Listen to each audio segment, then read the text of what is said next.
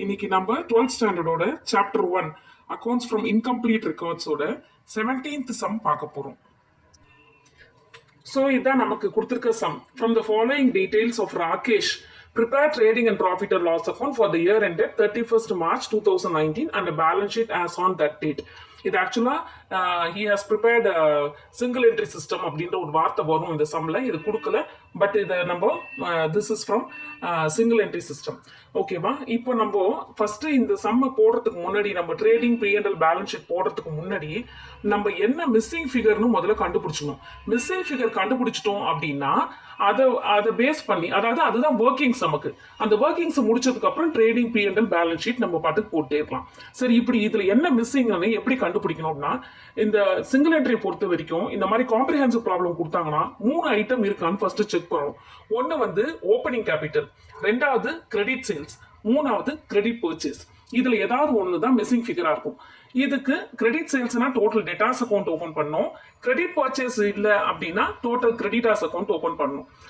Opening capital இல்லைன்னா statement of affairs open பண்ணி opening balancing ஃபிகரை வச்சு நம்ம ஓப்பனிங் கேபிட்டல் ஃபண்டை கண்டுபிடிக்கணும். ஸோ இப்போ இதுல எப்படி என்ன இருக்கு என்ன இல்லை அப்படிங்கறத கண்டுபிடிக்கலாம்.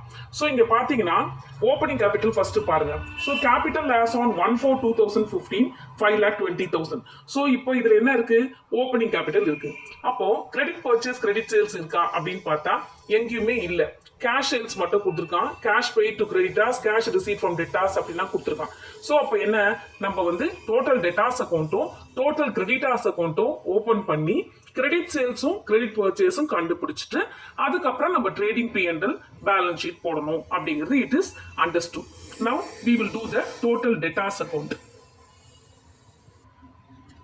இது வந்து டோட்டல் டெட்டாஸ் அக்கௌண்ட்டுக்கான ஃபார்மேட். இது ஏற்கனவே நான் ஒரு வீடியோல போட்டிருக்கேன், அதுக்கான லிங்க் கீழே கொடுக்குறேன். அதை பேஸ் பண்ணி நம்ம போடலாம். ஸோ டோட்டல் டெட்டாஸ்னா ஓப்பனிங் பேலன்ஸ். இது வந்து அசெட் அப்படிங்கிறதுனால ஓப்பனிங் பேலன்ஸ் டெபிட்ல இருக்கணும், க்ளோசிங் பேலன்ஸ் கிரெடிட் சைட்ல இருக்கணும். மற்றபடி க்ளோசிங்ல எதெல்லாம் ரிசீவ்டோ அதெல்லாம், கேஷா ரிசீவ் பண்ணா, செக்கா ரிசீவ் பண்ணா, பில்ஸ் ரிசீவ் பண்ணா, டிஸ்கவுண்ட் அலோவ் பண்ணா, சேல்ஸ் ரிட்டர்னா இருந்ததுன்னா பேட் டெப்ஸ், இதெல்லாம் இந்த சைட்ல வரும். இதுக்கு என்ன எக்ஸ்பிளனேஷன் நான் அந்த வீடியோல கொடுத்துருக்கேன், அதை பார்த்துக்கலாம். ஜஸ்ட் இந்த ஃபார்மேட் உங்களுக்கு ஒரு ரீகேப்காக தான். ஸோ இதுல வர பேலன்சிங் ஃபிகர் தான் நமக்கு கிரெடிட் சேல்ஸ். ஸோ இப்போ இதுல நம்ம எப்படி போடுறதுன்னு பார்க்கலாம். டோட்டல் டெட்டாஸ் அக்கௌண்ட் எப்படி போடுறதுன்னு பார்க்கலாம் இந்த 17th சம்ல. ஸோ இப்போ டோட்டல் டெட்டாஸ் அக்கௌண்ட்னா ஓப்பனிங் பேலன்ஸ் க்ளோசிங் பேலன்ஸ் இருக்கணும் இல்லையா? இப்போ இதுல பாருங்க, டெட்டாஸ் கொடுத்துருக்கான் பாத்தீங்களா, டெட்டாஸ். ஸோ இது வந்து ஓப்பனிங், இது வந்து க்ளோசிங். ஸோ இது வந்து டெபிட் சைட்ல டோட்டல் டெட்டாஸ் டெபிட்ல போடுவோம், இது நம்ம கிரெடிட்ல போடுவோம். அடுத்தது என்னன்னு பாத்தீங்கன்னா, இங்க அதர் டீடைல்ஸ்ல கொடுத்துருக்காங்க பாத்தீங்களா, கேஷ் ரிசீவ் ஃப்ரம் டெட்டாஸ், அது வந்து நமக்கு கிரெடிட் சைட்ல வரும். அடுத்தது டிஸ்கவுண்ட் அலவுட் இருக்கு இல்லையா, அது வந்து நமக்கு கிரெடிட் சைட்ல வரும். ஸோ இது ரெண்டும் நமக்கு கிரெடிட் சைட்ல வரும். ஓப்பனிங் பேலன்ஸ் டெபிட்ல, க்ளோசிங் பேலன்ஸ் கிரெடிட்ல. ஸோ வேற எந்த இன்ஃபர்மேஷனும் நமக்கு இதுல இல்லை. ஸோ அதை நம்ம என்ன பண்ணலாம், டோட்டல் டெட்டாஸ் அக்கௌண்ட்டை கம்ப்ளீட் பண்ணலாம். ஓகேவா? So this is the total debtors account for sum number 17. So opening balance 5,30,000 கொடுத்திருக்காங்க, closing balance 6,40,000 கொடுத்திருக்காங்க, cash received from debtors 12,50,000, discount allowed 25,000. மீதி எல்லாம் நமக்கு கொடுக்கல இந்த சம்ல, அதனால நம்ம அதை போடல. அப்படி உங்களுக்கு வேணும்னா நீங்க ஃபார்மேட்டை எழுதிட்டு எதெல்லாம் இன்ஃபர்மேஷன் கொடுக்கலையோ அதை நம்ம டேஷ் போட்டும் பண்ணிக்கலாம். ஸோ இதுக்கப்புறம் நமக்கு வர்றது தான் இந்த கிரெடிட் சேல்ஸ். இந்த பேலன்சிங் ஃபிகர் தான் நமக்கு கிரெடிட் சேல்ஸ். ஸோ இப்போ நம்ம டோட்டல் டெட்டாஸ் அக்கௌண்ட்டை போட்டுட்டு கிரெடிட் சேல்ஸை கண்டுபிடிச்சிட்டோம் 13,85,000. அடுத்தது நம்ம என்ன கண்டுபிடிக்கணும் அப்படின்னா, மிஸ்ஸிங் ஃபிகர் டோட்டல் கிரெடிட்டாஸ் அக்கௌண்ட்டை ஓபன் பண்ணி கிரெடிட் பர்ச்சேஸை கண்டுபிடிக்கணும். இதுதான் நம்ம டோட்டல் சன்ட்ரி கிரெடிட்டாஸுக்குரிய ஃபார்மேட். இது ஏற்கனவே நான் உங்களுக்கு சொல்லியிருக்கேன். ஸோ இது வந்து கிரெடிட்டாஸுங்கிறது வந்து லயபிலிட்டிஸ், அதனால ஓப்பனிங் பேலன்ஸ் வந்து கிரெடிட் சைட்ல வரணும், க்ளோசிங் பேலன்ஸ் வந்து டெபிட் சைட்ல வரணும். அப்போ இந்த க்ளோசிங் பேலன்ஸ் இருக்கிற இடத்துல இந்த சைட்ல paid cash, bank, bills payable, discount receive, purchase return, இதுல இருந்து வர பேலன்சிங் ஃபிகர் தான் நமக்கு வந்து கிரெடிட் பர்ச்சேஸ். அது வந்து நமக்கு கிரெடிட் சைட்ல கிடைக்கும். ஸோ இது அதாவது செக் டிஸ்ஆனர்ட், பில்ஸ் டிஸ்ஆனர்ட் எல்லாம் இந்த சைட்ல வரும். இதை வச்சு இந்த ஃபார்மேட்டை வச்சு நம்ம என்ன கண்டுபிடிக்க போறோம், கிரெடிட் பர்ச்சேஸை கண்டுபிடிக்க போறோம். ஸோ இந்த சம்ல நமக்கு கொடுத்துருக்க கிரெடிட் டோட்டல் சன்ட்ரி கிரெடிட்டாஸ்க்கான இன்ஃபர்மேஷன் பார்த்தீங்க அப்படின்னா, discount received, cash paid to creditors, அதுக்கப்புறம் இங்க பாத்தீங்கன்னா opening balance, closing balance. So opening balance credit சைட்ல, க்ளோசிங் பேலன்ஸ் டெபிட் சைட்ல, அதுக்கப்புறம் டிஸ்கவுண்ட் ரிசீவ்டு வந்து டெபிட் சைட்ல, கேஷ் பெய்டு வந்து டெபிட் சைட்ல. அதுக்கப்புறம் நமக்கு வர பேலன்சிங் ஃபிகர் தான் நமக்கு கிரெடிட் பர்ச்சேஸ். அதை இப்போ நம்ம போடுவோம்.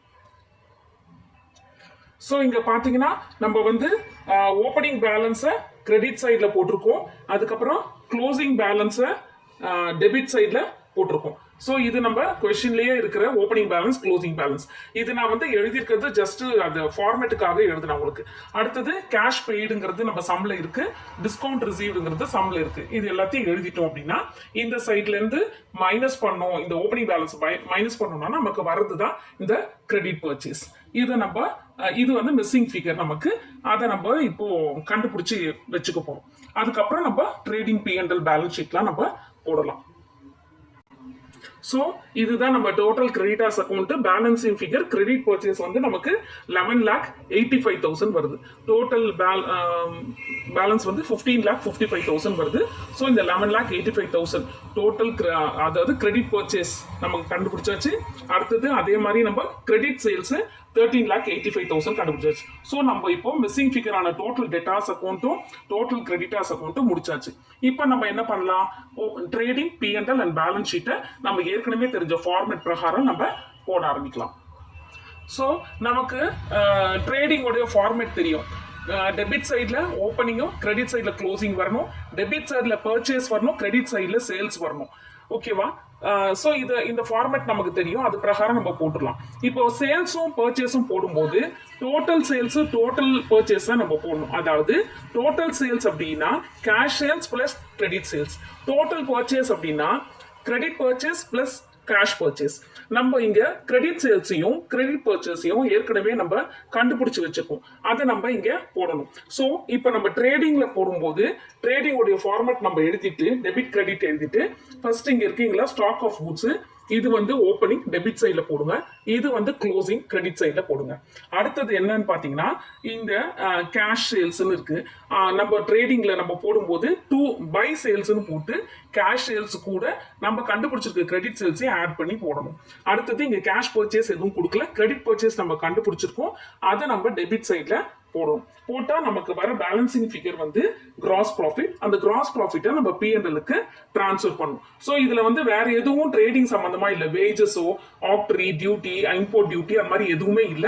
வெறும் நமக்கு opening stock, closing stock, sales, purchase, இதோட நமக்கு முடிஞ்சிருது ட்ரேடிங். நம்ம வர்றது வந்து கிராஸ் ப்ராஃபிட். இப்போ நம்ம பார்க்கலாம். அதை நம்ம இப்போ ஃபைனல் அக்கௌண்ட்ஸ் ப்ரிப்பேர் பண்றோம். Trading and P&L account. ட்ரேடிங்ல டெபிட் சைட்ல ஓப்பனிங் ஸ்டாக் நான் ஏற்கனவே சொன்ன மாதிரி அந்த சம்ல இருக்கிற opening stock and then closing stock போட்டாச்சு. அப்புறம் சேல்ஸ், கேஷ் சேல்ஸ், அதர் டீடைல்ஸ்ல கொடுத்துருக்கோம், அதை போட்டாச்சு. கிரெடிட் சேல்ஸ்ங்கிறது நம்ம கண்டுபிடிச்சிருக்கோம்ல டோட்டல் டெட்டாஸ்ல பேலன்சிங் ஃபிகர், அதை எடுத்து இங்க போட்டுருவோம். இந்த சைட்ல பாத்தீங்கன்னா பர்ச்சேஸ், கேஷ் பர்ச்சேஸ் நமக்கு கொடுக்கல, அதனால விட்டுறலாம். கிரெடிட் பர்ச்சேஸ் நம்ம கண்டுபிடிச்சிருக்கோம், இதுவும் பேலன்சிங் ஃபிகர் தான், அதையே எடுத்து போட்டுக்கிறோம். ஸோ இது எல்லாத்தையும் நம்ம ஆட் பண்ணி நமக்கு இந்த சைடு அதிகமா வருது, கிரெடிட் சைட்ல நமக்கு கிராஸ் ப்ராஃபிட் வருது. அது எவ்வளவு அமௌண்ட்னு பார்க்கலாம். ஸோ நம்மளோட கிராஸ் ப்ராஃபிட் வந்து 1,60,000. இது வந்து நம்ம P&L பண்ணும்போது இப்போ டெபிட் சைட்ல இருந்ததுன்னா கிராஸ் ப்ராஃபிட் ட்ரேடிங்ல அதை வந்து நம்ம கிரெடிட் சைடுக்கு கொண்டு போகணும் P&L அக்கௌண்ட்ல. ஓகேவா? ஸோ இப்போ நம்ம P&L அக்கௌண்ட்ல என்னெல்லாம் வரும் அப்படின்னு பார்க்கலாம். P&L டெபிட் சைட்ல நமக்கு எப்போதும் எக்ஸ்பென்சஸும் கிரெடிட் சைட்ல எப்போதும் இன்கமும் வரும். ஸோ இங்க எதெல்லாம் இன்கம் எதெல்லாம் எக்ஸ்பென்சஸ் பார்க்கலாம். ரெண்ட் பெய்டு அப்படிங்கிறது எக்ஸ்பென்சஸ், அது டெபிட் சைட்ல வரும். டிஸ்கவுண்ட் ரிசீவ்டுங்கிறது இன்கம், அது கிரெடிட் சைட்ல வரும். டிஸ்கவுண்ட் அலவுடுங்கிறது எக்ஸ்பென்சஸ், அது டெபிட் சைட்ல வரும். ஓகேவா? இது எல்லாத்தையும் நம்ம P&L அக்கௌண்ட்ல போட்டு கிராஸ் ப்ராஃபிட்டை கொண்டு வந்து காமிச்சு நமக்கு வர பேலன்சிங் ஃபிகர் வந்து நெட் ப்ராஃபிட்டாவோ இல்ல நெட் லாஸாவோ இருக்கும். அதை இப்போ நம்ம P&L அக்கௌண்ட்டை நம்ம இப்போ போடுவோம். ஸோ நமக்கு கிராஸ் ப்ராஃபிட் வந்து 1,60,000 வந்தது. இது ட்ரேடிங் அக்கௌண்ட் முடிச்சிருக்கோம். அடுத்தது நம்ம P&L அக்கௌண்ட்டை இந்த 1,60,000 பை கிராஸ் ப்ராஃபிட் 1,60,000 கொண்டு வந்தாச்சு. ஏற்கனவே நான் சொன்ன மாதிரி ப்ராஃபிட் அண்ட் லாஸ் அக்கௌண்ட்னா எக்ஸ்பென்சஸ் எல்லாம் வந்து இது வந்து nominal account in nature. So expenses எல்லாம் இந்த சைட்ல வரும், இன்கம் எல்லாம் இந்த சைட்ல வரும். பெய்டு அப்படின்னாலே அது எக்ஸ்பென்சஸ், அலவுடுங்கிறது expenses. So rent paid, discount allowed expenses, அதை நம்ம டெபிட் சைட்ல காமிச்சாச்சு. டிஸ்கவுண்ட் ரிசீவ்டு அப்படிங்கிறது இன்கம், அதை நம்ம கிரெடிட் சைட்ல காமிச்சாச்சு. இப்படி காமிக்கும் போது நமக்கு இந்த பேலன்சிங் ஃபிகர் வரது தான் நெட் ப்ராஃபிட். இது 1,95,000 இருந்து இந்த டெபிட் சைடில் உள்ளதை மைனஸ் பண்ணா எவ்வளவு வருதுன்னு பார்க்கலாம். ஸோ நம்மளோட நெட் ப்ராஃபிட் வந்து 50,000 வருது. ஸோ இந்த நெட் ப்ராஃபிட்டை நம்ம எங்க கொண்டு போகணும் அப்படின்னா பேலன்ஸ் ஷீட்டுக்கு கொண்டு போகணும். பேலன்ஸ் ஷீட்ல கேபிட்டலோட நெட் ப்ராஃபிட்டை ஆட் பண்ணணும். டிராயிங்ஸ் ஏதாவது இருந்ததுன்னா அதை சப்ராக்ட் பண்ணணும். டாக்ஸ் இருந்ததுன்னா சப்ராக்ட் பண்ணணும். சரி, இது நமக்கு வந்து பேலன்ஸ் ஷீட் ஃபார்மட் நமக்கு ஏற்கனவே தெரியும், 11th ஸ்டாண்டர்ட்ல நம்ம படிச்சிருக்கோம். ஸோ இப்போ அடுத்தது நம்மளோட ஸ்டெப் வந்து பேலன்ஸ் ஷீட்.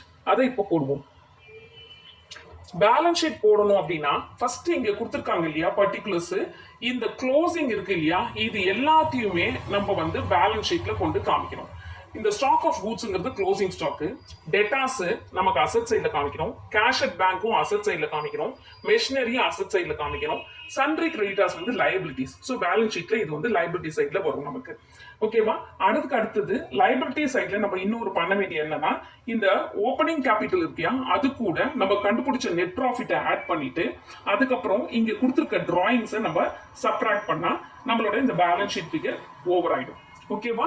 சோ இப்போ நம்ம இது வந்து இங்க பேலன்ஸ் ஷீட்ல போடும்போது இந்த க்ளோசிங்ல இருக்கிற இதை மட்டும்தான் நம்ம எடுத்து யூஸ் பண்ணணும். ஓகேவா? we will do this now. So இதுதான் நம்மளுடைய final balance sheet of exercise number 17.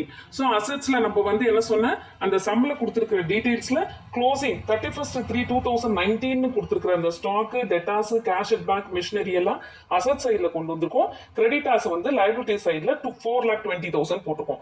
Plus கேபிட்டல்ங்கிறது நமக்கு சம்லயே கொடுத்துருக்கோம், ஓப்பனிங் கேபிட்டல் அதை எடுத்து 5,20,000 போட்டு நெட் ப்ராஃபிட் நம்ம கண்டுபிடிச்சிருக்க 50,000 ஆட் பண்ணா 5,70,000 வருது. அது கூட அந்த கொஸ்டின்ல கொடுத்துருக்க டிராயிங்ஸை சப்ராக்ட் பண்ணோம் அப்படின்னா 4,70,000 வருது. ஸோ இப்போ ரெண்டுத்தையும் நம்ம ஆட் பண்ணோம்னா நம்மளுடைய பேலன்ஸ் ஷீட் ஆன்சர் வந்து 8,90,000. hope you understood this sum. இதுக்கான சன்ட்ரி டெட்டாஸ், சன்ட்ரி கிரெடிட்டாஸ் கூடிய லிங்க் கீழே கொடுக்குற அந்த ஃபார்மேட்டை கொஞ்சம் பை ஹார்ட் பண்ணிக்கோங்க. இது இந்த அடுத்த 18, 19 சம் 20th சம் ஏற்கனவே போட்டாச்சு. 18, 19 சம்மும் சப்சிக்வெண்ட் டேஸ்ல நான் போடுறதுக்கு பார்க்குறேன். எல்லாத்துலேயும் மிஸ்ஸிங் ஃபிகர் என்னன்னு கண்டுபிடிச்சிட்டா நம்ம போடுறது ரொம்ப easy. Hope you understood and you are clear with